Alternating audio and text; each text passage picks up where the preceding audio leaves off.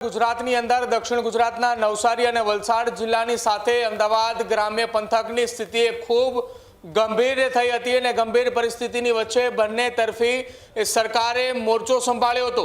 એક તરફી રાજ્યના નાયબ મુખ્યમંત્રી હર્ષ સંઘવી હતા તો બીજી તરફ રાજ્યના મુખ્યમંત્રી ભૂપેન્દ્ર પટેલે પોતે હતા।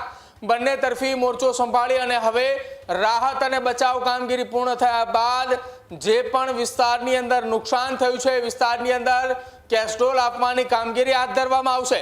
થોડા દિવસો પહેલા સુરતની અંદર જે પરિસ્થિતિનું નિર્માણ થયું હતું એ બાદ રાજ્યના મુખ્યમંત્રી પણ સુરત પહોંચ્યા હતા। નાયબ મુખ્યમંત્રી પણ સતત એક સપ્તાહ સુધી સુરતની અંદર રહ્યા હતા।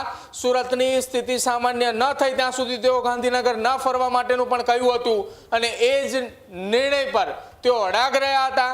જો કે હવે તમામની વચ્ચે ફરી એકવાર નવસારી અને વલસાડની અંદર સૌથી વધુ વરસાદ નોંધાયો છે। પૂરની પરિસ્થિતિ પણ અને અનેકે લોકોને પોતાનું ઘર વખરી સહિતનું અનેકે નુકસાન છે અને હવે તેમાં સહાય પેકેજ જાહેર કરવાની વાત છે, રોકડ રકમ આપવાની પણ વાત જે છે તે કરવામાં આવી છે અને તમામની વચ્ચે રાજ્યના નાયબ મુખ્યમંત્રીએ સતત દક્ષિણ ગુજરાતની અંદર છે।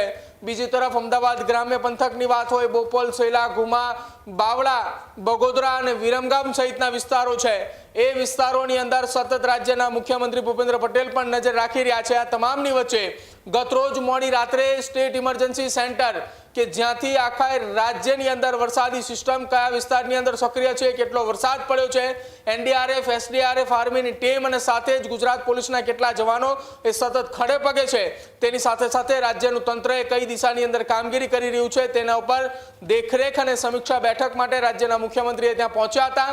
તમામ જિલ્લાના કલેક્ટરોને સૂચનાઓ આપવામાં આવી છે, ફિલ્ડ પર ઉતરવા માટેના આદેશો આપવામાં આવ્યા છે અને જરૂર પડે ત્યાં તત્કાલ ધોરણે સર્વે અને સહાયની કામગીરી શરૂ કરવા માટેના પણ આદેશો એ આપવામાં આવ્યા છે। એટલે કે હવે ગુજરાત સરકાર જે ગુજરાતની અંદર છેલ્લા 72 કલાકની અંદર જે પરિસ્થિતિ હતી, સતત અવિરત વરસાદની જે સ્થિતિ હતી એ સ્થિતિ બાદ રાહત બચાવની કામગીરીની સાથે સાથે હવે સહાયની કામગીરીને લઈને પણ તૈયાર છે। આ જ પ્રકારની તમામ અપડેટ જોવા માટે ન્યૂઝરૂમ ગુજરાતને લાઇક, શેર અને સબસ્ક્રાઇબ કરવાનું ભૂલતા નહીં।